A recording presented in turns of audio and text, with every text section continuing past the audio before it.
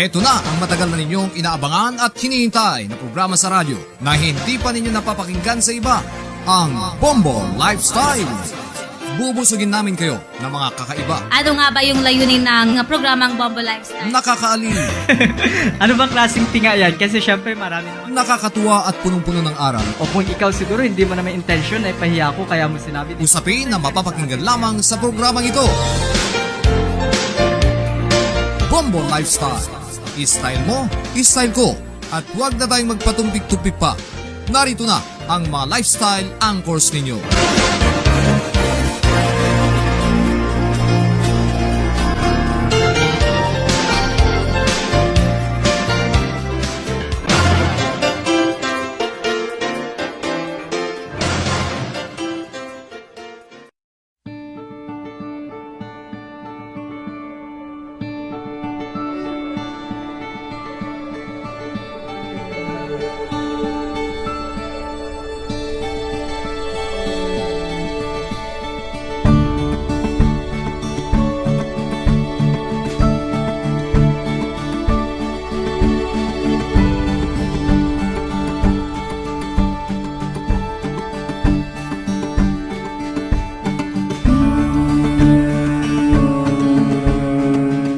Sa mahabang taong ating ibubuhay sa mundo, kaya nga ba ng isang taong kaharapin ang lahat ng mga ibabato nito?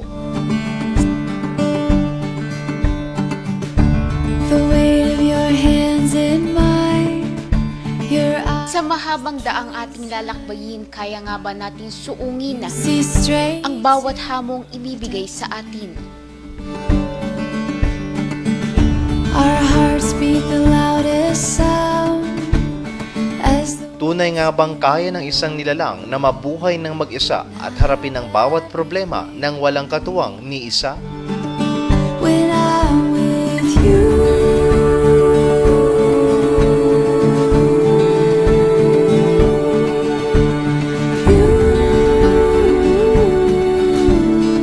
Tunay nga ba tayo ay pwedeng lumaban na walang sinumana ang ating maging sandigan? Bawat isa sa atin ay may pamilyang nagiging sandigan sa bawat isa sa ating inihahakbang sa isang mabatong mga daan. Dahil ang pamilya ang bukod tanging dahilan ng pag-iiral nitong ating pagmamahal. Ang bawat isa ay tila naiibang kahulugan ng pamilya, gayunpaman, ang kahalagahan nito ay magkakapareho sa bawat tao. Ang pamilya ay napakahalaga at hindi dapat ipagwalang bahala. Walang makapagtatanggi na ang pamilya ang pundasyon ng ating henerasyon. Ang isang pamilya ay kung saan lahat tayo ay nagsisimula sa ating paglalakbay sa buhay at tinutulungan tayong lumago upang maging matagumpay sa ating tatahaking daan. You're everything to Dahil ang pamilya ang nagbibigay tamis sa ating mga karanasan kahit pa kung tutuusin ang bawat yugto nito ay nababalot ng pait at pighati. Tulad ng kwento ni na Sir Ross Ong at ng kasintahan nitong si Jasmine Mislang na ang pagiging katuwang nila sa isa't isa ang naging susi sa isang matagumpay na pagsasama-sama at para sa pagpapanatili ng tamis ng kanilang napiling negosyo. me. You're everything to me, my love. Ako nga pala si Christopher Ong, 24 years old, nakatira po sa Pugo Grande, Dagupan City, and then kami po yung may-ari ng Semges Pastillas. My name is Jasmine Jolis lang po, partner ni Christopher Ong. Dalawa po kami nagmamanage ng Semges Pastillas po. You are the Pagbabahagi din ni Sir Ong ng kanilang sinimulang Semges Homemade Candies ay maituturing na 4 na henerasyong negosyo mula sa kanyang pamilya.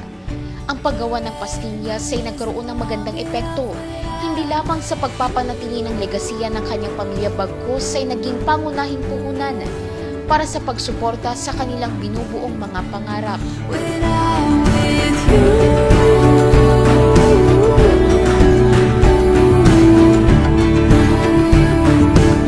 So itong pastillas na po ito, fourth generation na po kami ng Ong.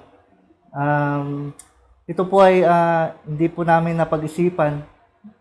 Parang God's calling po na bigla na lang po pumasok sa isipan namin na mag-business ng pastillas.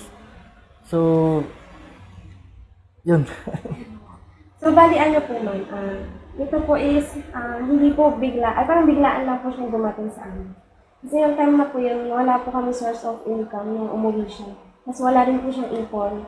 So, naisipan namin mag-isip kung ano yung magandang inegosyo. Yung talagang as in pagkukuha na namin na income namin na parang long-term income po talaga. Tapos, kasi nagagawa rin yung sa side ng family niya, ng mga delicacies, mga sweet delicacies. Tapos, ito po yung binigay ng sa side niya. Ito na rin po yung parang ginawa na namin siya na talagang pangmatagalang negosyo. Meron po kami na ma'am. Sa third generation po, meron din po silang pastillas ma'am kasi hindi po namin masyadong kayang maramihan po ma'am. Kaya yung tito ko po ma'am gumagawa din po ng pastillas. Iisa, parang yun. Kasi nasa London pa po siya, may baby na kami nun. Hindi pa ako pwedeng mag-work. So, yung budget namin is yung padala lang niya. So, naisipan niya umuwi nun, walang ipon. Kasi pandemic din nun. Yun po yung isang cellphone niya. Binenta niya po yung iPhone 11 niya. So, yun na yung budget namin nung time na yun. So, inisip namin, ano yung magandang inegosyo? Nag-try kami magpa-Gcash sa bahay, magbenta ng first sacks na bigas. Tapos inas namin yung lolo niya na nag-handle ng product ng sweet delicacies. Inas namin ano yung pwede namin gawin na pwede namin panghanap buhay pagkukuha na ng source of income namin. So, binigay sa amin ito. Nung binigay sa amin ito, talagang ginawa na po namin siya. Binusan namin lahat ng pagod, ng sakripisyo, ganyan. Hanggang sa tumagal na po siya ng 2 years sa amin. Yun po ma'am.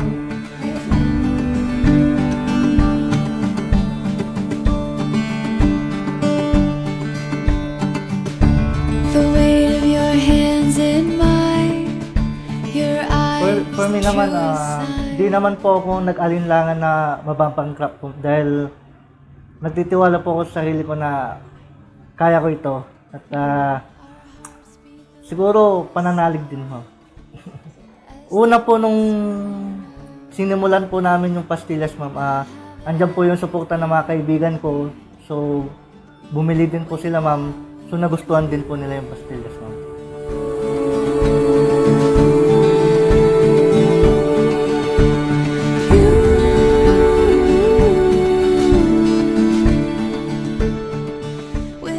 Ganito lang po yun, ma'am. Ang unang business ko namin ma'am na ginawa isang classic.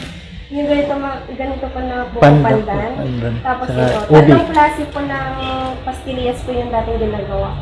So hanggang sa nagkakaroon na po ng extra ganyan, medyo lumalakas na po siya. So ang ginawa namin, nagdagdag po kami ng strawberry at avocado. At the same time, mas pinaganda po namin yung packaging namin.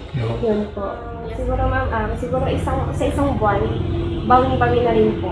Pero naipon po yan ang naipon ma'am.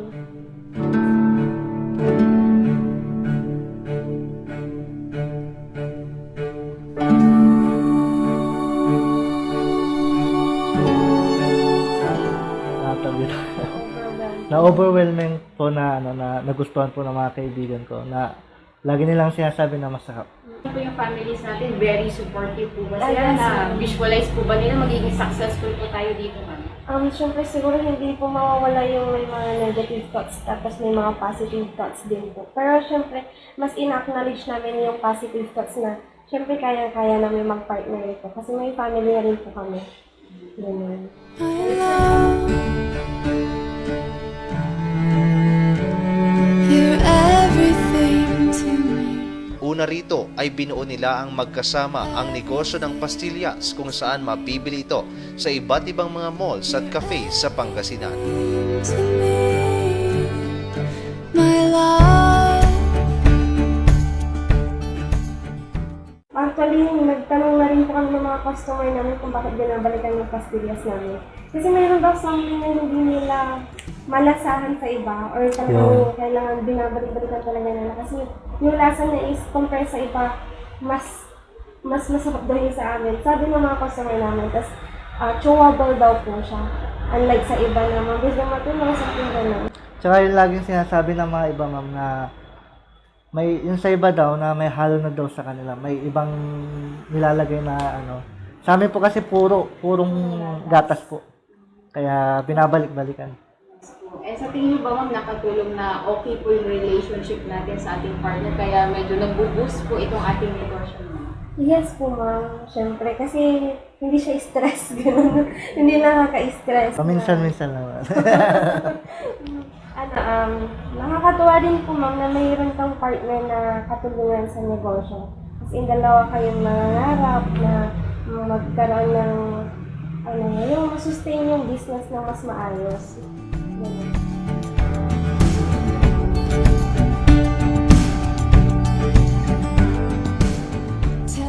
Paglalahad naman ni Jasmine na bagamat mahirap na panatilihing tuloy-tuloy ang negosyo sa kabila ng pagtatrabaho ni Ross sa ibang bansa, ang manindigan na para ito sa kanilang pamilya ang siyang nagbibigay lakas upang manatiling matamis ang kanilang sariling produkto. Isn't long enough without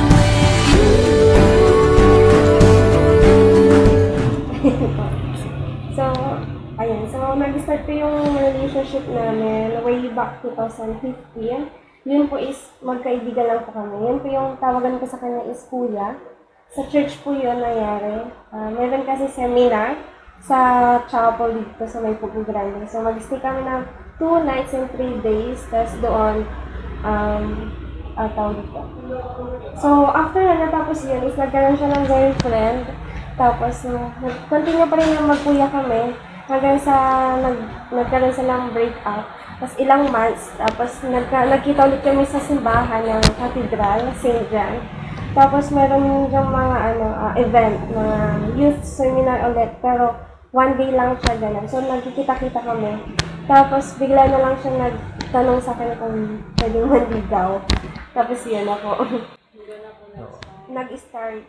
Noong mga panahon po kasi noon, medyo bad boy. At iba't ibang eskwelahan na napapasukan dahil nakikick out. So nung napasok po ako sa seminars diyan sa chapel, medyo nagbago din naman po. At nung nakilala ko po siya, napaligaya niya po ang buhay ko. Kaya nahulog na yung loob ko sa kanya. Dire-diretso po nun, niligawan ko na po siya. Actually, lagi akong bastard dito eh. 6 na beses akong binastard nito pero hindi ako sumuko eh.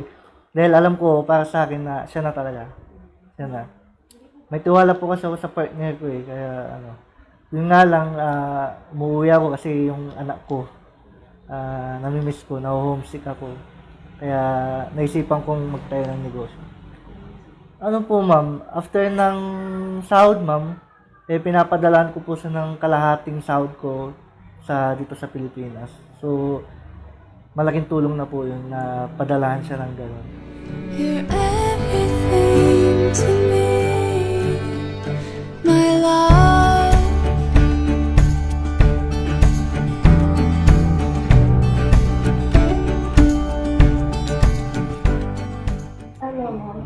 Understanding. Yun lagi ko sinasabi sa kanya na kung may times man na hindi ko siya matawagan, may times man na hindi ko mapansin yung mga messages niya, maintindihan niya kasi alam niya po na nagdo-double tasking po ako, nag-aalaga ng bata, at the same time nagagawa ng pastillas, gano'n po.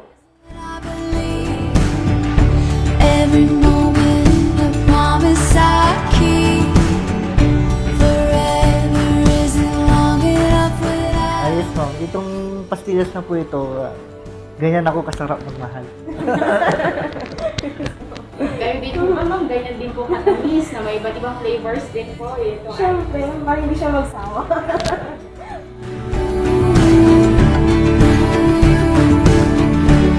When I'm with you. Sa lahat ng bumabalik-balik, maraming salamat po sa inyo at lagi pong masarap po ang aming gawa, walang halong chemical. Naway patuloy nyo po kaming suportahan dito sa small business po namin.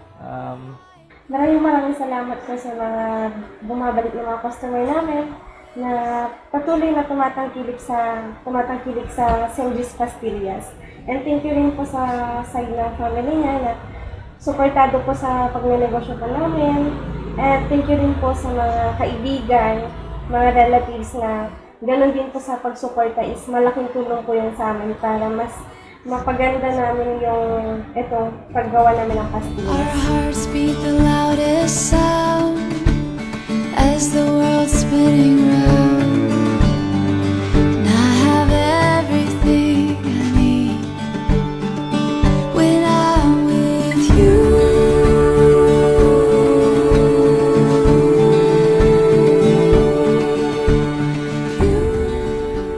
And sir, ano sa tingin niyo po ang secret ingredient nito pong matamis natin na pastillas? Inspiration sa asawa. Siyempre, pagka in love ka, di ba? Lahat ng gawa mo mabubuti. Kayo din po ba ma'am? Ito rin po ba ang sa tingin natin secret ingredient po? Siguro same inspiration para mas lalong sumarap at tumamis yung pastillas.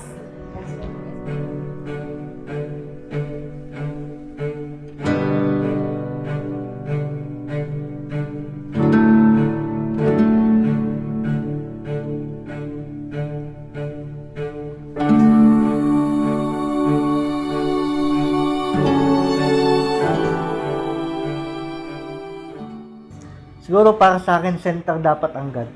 Yun lang po. Yung unang-una is yung time management. Magkaroon ng time para magkaroon kayo ng communication kahit gaano man kayo ka-busy. Nag-work siya, at the same time ako dito sa Pilipinas is nag-aalaga gumagawa ng pastillas. Yung time dapat is hindi nawawala. Para yung communication din. Tapos yun, yung center of God. Para andun yung faithfulness hindi mawawala. Yes po. And sir, Everything to me. Everything to me. You're everything to me. My love.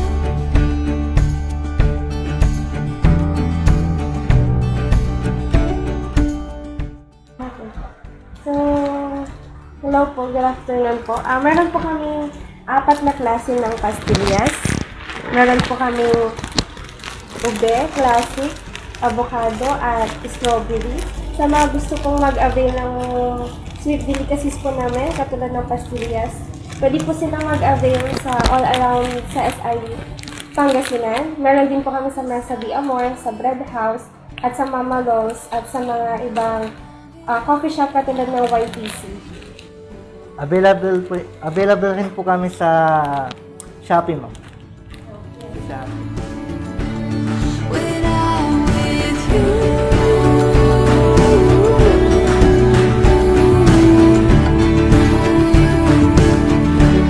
When I'm Ang ibig sabihin ng pamilya ay nariyan para sa isang taong kapag kailangan kanila.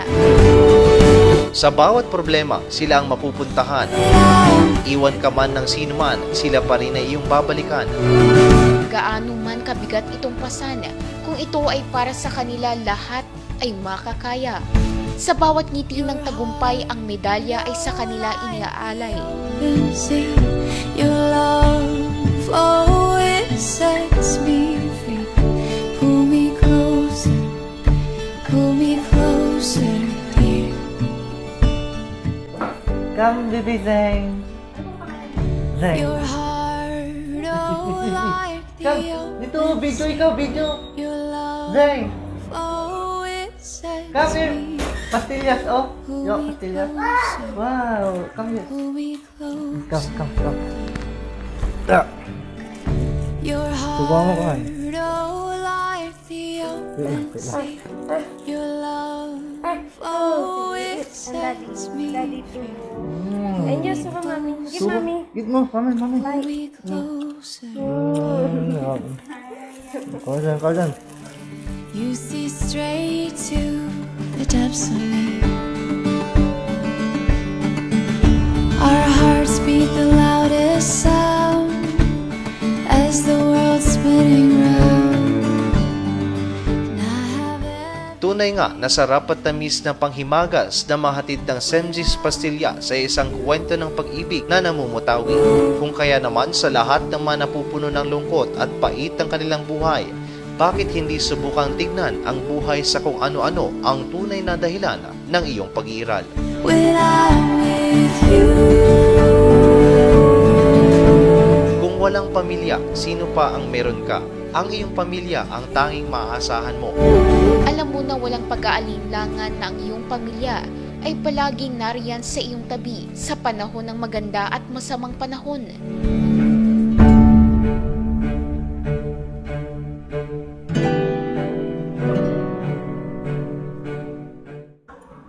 Sana ay patuloy mo kami suportahan despite of mga problems, struggles, and mga obstacles na araw-araw natin pinagdadaanan, lalo na rin is sobrang busy minsan, lalo na pag umalis ka is magkakaroon ulit tayo ng barrier dahil nga long distance relationship at the same time yung pangungulila mo sa anak natin.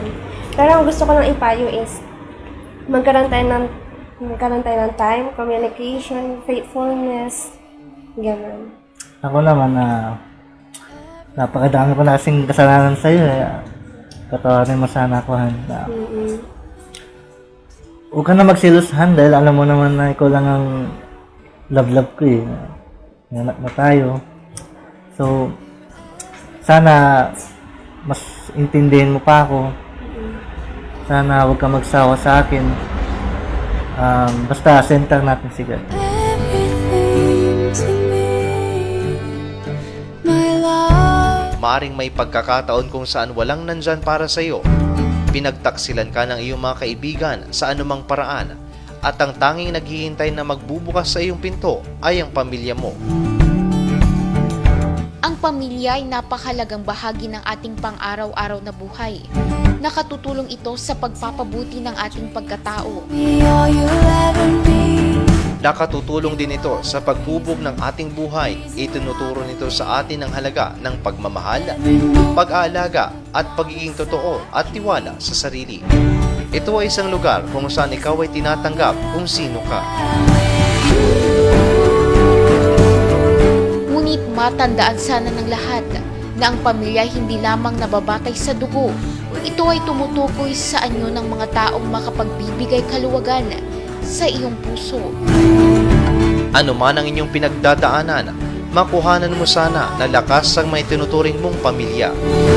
Hindi man sila palaging pisikal na iyong nakakasama, maiwan sana sila sa iyong memorya upang magpatuloy na lumaban sa mundong pilit kang sinasaktan. Dahil sa huli, ang mga sugat ng inyong pinagdadaanan ay tagumpay na maipapakita mo sa iyong mga mahal sa buhay. Dahil ang pagmamahal sa pamilya ang tunay na makapagbibigay ng tamis sa iyong ngiti, kahit pa ikaw ay may itinatagong mga pighati. Pull me closer, pull me Siguro, closer. lagi kong sinasabi, tiwala lang sa sarili, tsaka pananalig sa Diyos, tsaka Heart of life. kailangan din kasi namin makisabayan dahil may pamilya na rin po kami, kaya pursue lang. Pull me closer, dear.